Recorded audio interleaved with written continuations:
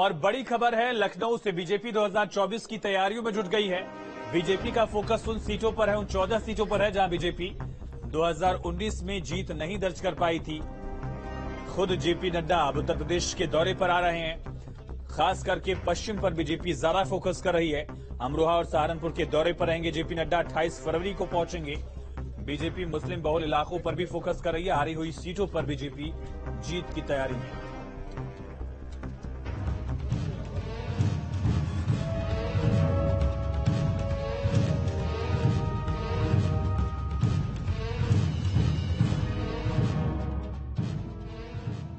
BJP का mission 2024। JP Nadda का UP दौरा।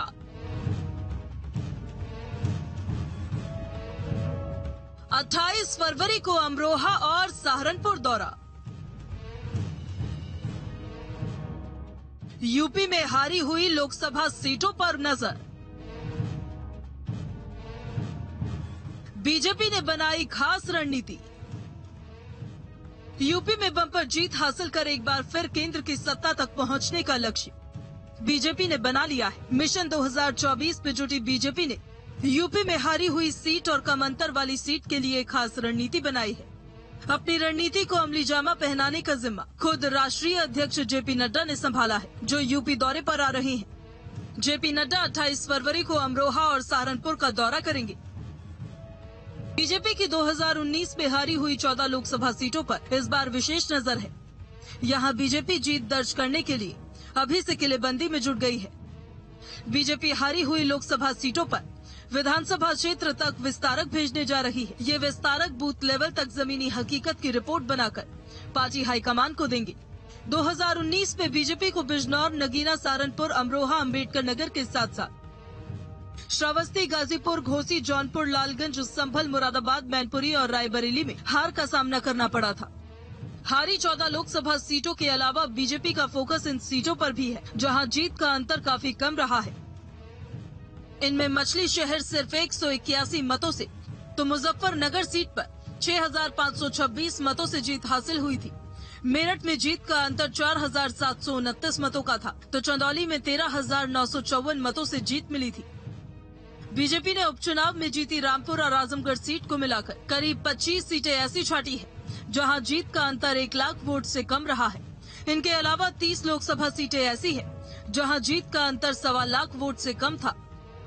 बीजेपी का पहले चरण में फोकस कम अंतर वाली सीटों की जीत पर है। यहां यूपी सरकार के कैबिनेट मंत्रियों को प्रवास की जिम्मेदारी दी जाएगी। जाहिर है बीजेपी यूपी में अपनी राजनीतिक जमीन पर हर अड़चन को निकालना चाहती है, ताकि लोकसभा चुनावों में वोटों की बम्पर फसल हो सके। Team news state. तो जेपी नड्डा अमरोहा और सहारनपुर के दौरे पर आ रहे हैं और इसी को लेकर उनसे बीजेपी के सांसद सुब्रत पाठक से हमारे संवाददाता निशांत राय ने खास बातचीत की। देखिए, 2024 के लिए उत्तर प्रदेश में अब बीजेपी ने अपनी कमर कस ली है। इसी के चलते बीजेपी के राष्ट्रीय अध्यक्ष अब पश्चिमी उत्तर प्रदेश का दौरा करने जा रहे हैं। इस पर ज्यादा बातचीत करने के लिए हमारे साथ बीजेपी के प्रदेश महामंत्री व सांसद सुब्रत पाठक मौजूद हैं। सुब्रत जी, 2024 की तैयारी, अब जेपी नड्डा पश्चिमी उत्तर प्रदेश के दौरे पर। नहीं, देखो, अब वो पार्टी के राष्ट्रीय अध्यक्ष हैं तो पार्टी में चुनाव की तैयारियों को लेकर देश भर में जाते हैं। अब चूंकि उत्तर प्रदेश में हमारी कुछ सीटें जो पिछली बार रह गई थी, उन सीटों को भी इस बार जीतने का हमारा लक्ष्य है। कुल मिलाकर जो सीट हम कम वोटों से जीते या जो सीट हम कम वोटों से हार गए, कोई ऐसी सीटों पर भी आगे आने वाले दिनों में हमारा और भी अच्छा पार्टी करे, तो इसको लेकर हम लोग लगातार संगठनात्मक काम है और भी काम है हम लोग करते ही रहते हैं और वो पार्टी उस पर लगी हुई है। इसके अलावा अगर बात की जाए तो स्वामी प्रसाद मौर्य ने जिस तरीके से रामचरितमानस को लेकर बयान दिया, आप लोग तो विरोध कर ही रहे थे, समाजवादी पार्टी की 2 महिला नेता भी लगातार विरोध कर रही थी, रोली तिवारी और डॉक्टर ऋचा सिंह, और अब दोनों को ही पार्टी ने बाहर का रास्ता दिखा दिया है। देखो, अब कुल मिलाकर हम तो यही सुन रहे थे कि वो महिला सम्मान की बात कर रहे थे और अब ये महिलाओं का अपमान, तो ये क्या है? ये मैंने राजनीति में क्या अपनी बात कोई नहीं रख सकता क्या? तो क्या आप जो कहो, जो अखिलेश यादव जी कहेंगे वही होगा? कुल मिलाकर हमने तो स्वामी प्रसाद जी के लिए कभी कुछ कहा ही नहीं, क्योंकि स्वामी प्रसाद जी तो बेचारे हैं, करेंगे क्या?